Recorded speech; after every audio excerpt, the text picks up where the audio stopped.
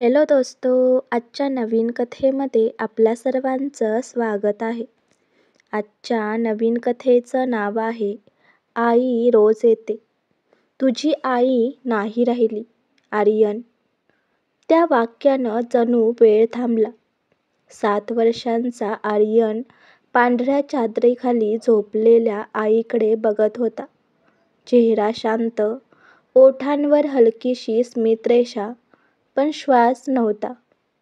लोक घरात गोंधळलेले. हंबरडा, शोकाचा आवाज, पण आर्यनच्या कानात फक्त एकच वाक्य घुमत होतं. आई नाही राहिली. त्या रात्री सगळे झोपले होते. आर्यनला झोप येत नव्हती. तो उशीला टेकून बसला होता. बाहेर वारा होता आणि खिडकीवर पडणाऱ्या पावसाच्या थेंबांचा आवाज. तेवढ्यात स्वयंपाकघरातून काहीतरी आवाज आला. आर्यन सावकाश उठला. स्वयंपाकघराचं दार किंचित उघडं होतं. आत गेल्यावर त्याच्या नाकात ओळखीचा वास आला. वरणफळांचा. आई रोज करायची तशीच चविष्ट वरणफळं. आणि गॅसजवळ उभी होती तीच. पांढरा ड्रेस, ओले केस आणि चेहऱ्यावर शांत हसू. झोपलास नाही का रे अजून? ती म्हणाली. आर्यनचं हृदय थांबल्यासारखं झालं.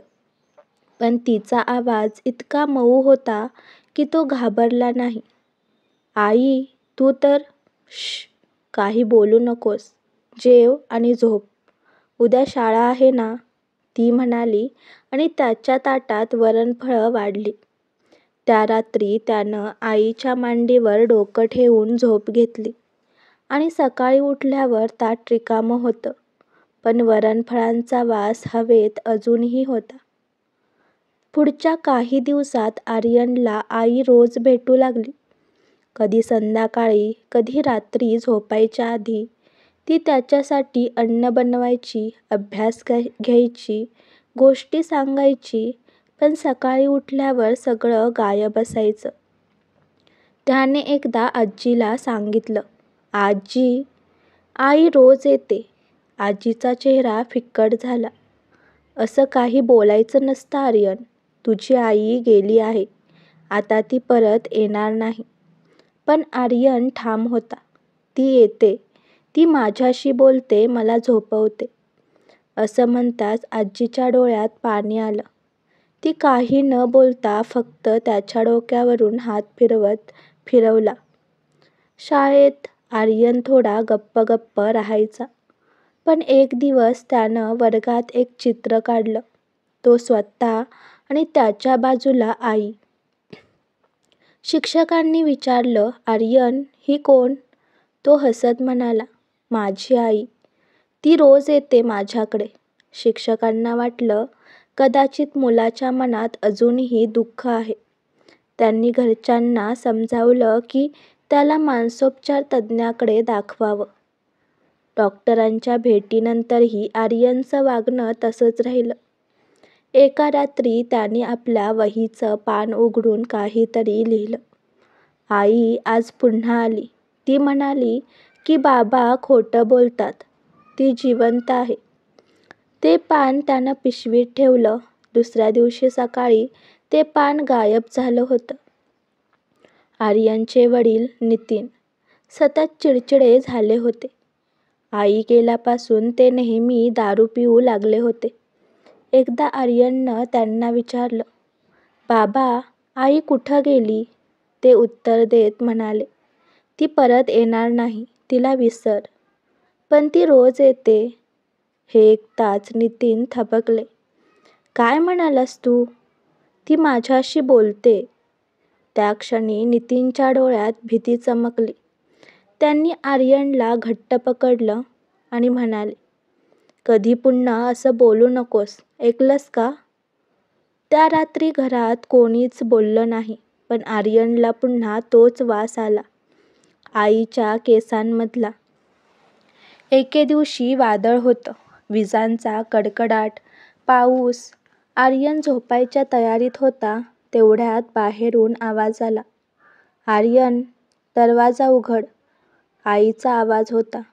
तो धावत गेला. दार उघडलं. समोर आई उभी होती, ओली झालेली, थरथरत. आई, तू खरंच आलीस ना? ती डोळ्यात पाणी घेऊन म्हणाली. मला वेळ नव्हता, पण आता मी इथेच राहणार आहे. आर्यन तिला घट्ट बिलगला. तेवढ्यात मागून बाबांचा आवाज आला. कुणाशी बोलतोयस? नितीन दारात आले आणि थिजले. त्यांच्यासमोर त्यांच्या पत्नीचं रूप, पण चेहरा थंड, ओले केस आणि पायाजवळ पाण्याचे ठसे. तू? हो नितीन, ती म्हणाली. तू मला नदीत ढकललंस, आठवतंय? आर्यन घाबरून बाबांकडे बघत होता. नितीन मागे सरकले. मी चुकलो. आई पुढे गेली.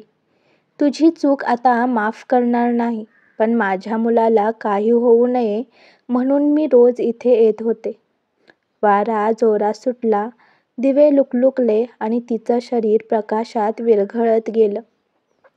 आई, आर्यन ओरडला.